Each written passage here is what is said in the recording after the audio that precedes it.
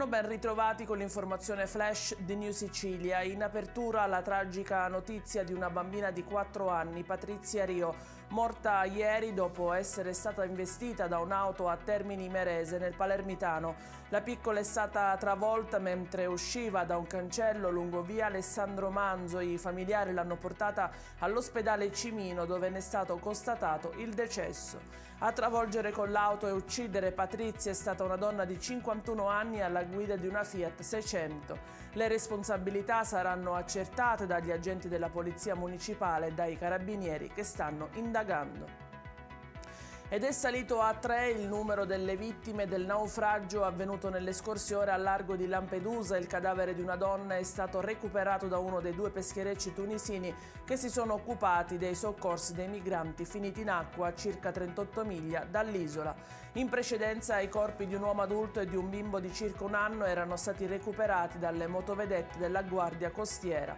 Tra i soccorsi anche un neonato che è stato rianimato. In totale sono 30 i migranti salvati dai militari della Guardia Costiera e portati sull'isola siciliana.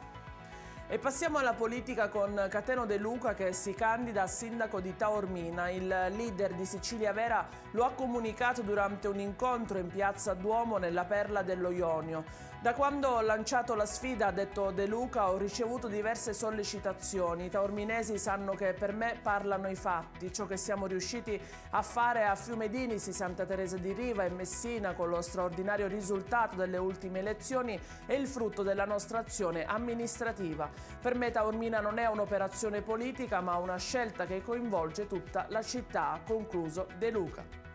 E chiudiamo con una bella iniziativa in occasione dell'Epifania che ha visto il presidente del Catania SSD Rosario Pelligra insieme ad una importante delegazione rossa-azzurra incontrare i piccoli pazienti attualmente ricoverati nel reparto pediatria dell'ospedale Garibaldi Inesima. I rappresentanti della società, fra cui il direttore generale Luca Carra e quello sportivo Antonello Laneri, oltre ai calciatori Filippo Lorenzini, Francesco Rapisarda e Manuel Sarao, hanno distribuito le calze piene di doni marchiate Catania ai piccoli pazienti dell'ospedale. È tutto per questa edizione, nuovi aggiornamenti a mezzogiorno.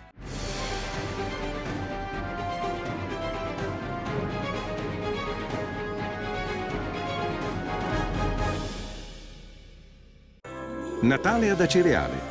Dall'8 dicembre all'8 gennaio nel centro storico mercatini, circuito dei presepi d'arte, la casa di Babbo Natale, la pista di pattinaggio sul ghiaccio, concerti musicali nelle chiese, laboratori, il trenino turistico natalizio, oltre a tante iniziative di solidarietà.